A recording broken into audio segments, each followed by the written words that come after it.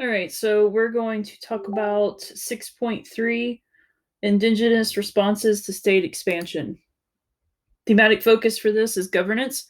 So, some questions that you should be looking for, keywords you should be looking for when you're doing your readings are revolutions, military, empires and nations, political systems. How is the power distributed and enforced? How did they get it? Who has the power? Contextualizing the unit, you can find this on the 6.1 presentation. Some things that were going on during the time period of Unit 5, revolutions. So look at 6.1 if you'd like to contextualize the unit. In what ways did indigenous peoples resist European imperial conquests between 1750 and 1900? This is the essential question. So in Latin America, we're going to talk about Latin America. In 1810, a peasant revolt led by two priests, Miguel Hidalgo and Jose Morales. This was put down by Creole landowners with the support of the Catholic Church. Now we're going to the British. So the British had somewhat mutually beneficial agreements set up with Africa prior to this unit. So that's a little bit of contextualization. However, the Industrial Revolution did change all of that when Africa began resisting and Britain threw out their agreements. In South Africa, especially, the British were defeated by a Zulu army in 1879. So that's an example of indigenous peoples resisting European imperial conquests. So that was 1879. In 1899, the Boers, who were descendants of white earlier Dutch settlers, fought the British for 3 years, but eventually lost. So those are just some examples. So our key concepts. First one, increasing questions about political authority and growing nationalism contributed to anti-colonial movements. So under this one, the Indian Revolt of 1857, triggered by the colony's military using rifle cartridges smeared with animal fat from cows and pigs. Because Hindus consider cows sacred and Muslims consider pigs unclean, both viewed this tactic as a way to force them into Christianity. These rebellions drove a wedge further between racial divisions in colonial India and removed any British tolerance. Also under this is the Boxer Rebellion. Around 1900, a secret society called the Boxers started a violent movement to remove all foreigners from China. This was started by peasants, but would eventually be backed by the Chinese government. Then there was also the Boer War, which was discussed on the previous slide. The next key concept, anti-imperial resistance, took various forms, including direct resistance within empires and the creation of new states on the peripheries.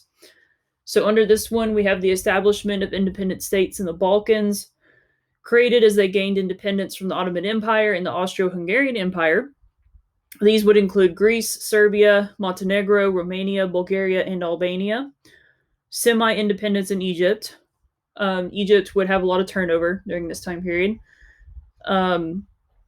including the French, being ruled by the French for a time, and Italian colonies in North Africa, and then later British influence in Egypt as well. Our next key concept, increasing discontent with imperial rule, led to rebellions, some of which were influenced by religious ideas. So under this, we have the Taiping Rebellion, lasted from about 1850 to 1864, so over a decade. Taiping forces took the city of Nanking for 10 years. It eventually didn't last, but did cost about 20 million lives.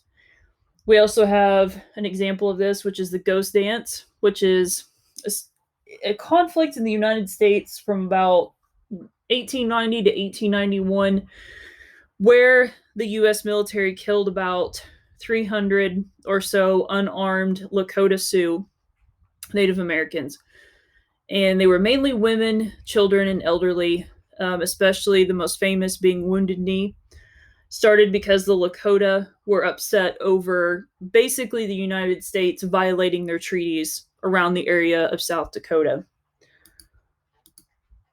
Now, our reasoning process for this one is causation. So, what caused the scramble for Africa? So, several reasons for the scramble of Africa, including religious, political, and economic. We've discussed these in 6.1 and 6.2 as well. Before 1880, only a small part of the continent was under European control, usually consisted of the coast of Africa. France had settlements and had begun colonizing Algeria around 1830, so they were kind of early in that process. Portugal had already established trading posts as early back as the 1400s, but their power and influence is going to start to decline in the 1800s. The Ottomans had already controlled Egypt, Libya, and Tunisia. Around the 19th century, so that would be the 1800s, abolitionists in Great Britain were calling for more to be done about abolishing the slave trade in Africa. Because Great Britain had outlawed slavery, it did generate a need for commerce between Europe and Africa to kind of replace that abolishing of slavery. European exploration was another cause. King Leopold II hired Henry Morton Stanley to collect treaties with local African chiefs along the Congo River. In the 1700s, only 1 in 10 Europeans sent to Africa survived. By 1817, a quinine was discovered, which was the solution to malaria. Europeans could now survive malaria. However, yellow fever does continue to have no specific treatment. So that could be seen as a cause that Europeans could now travel to Africa and not have the risk of dying from malaria.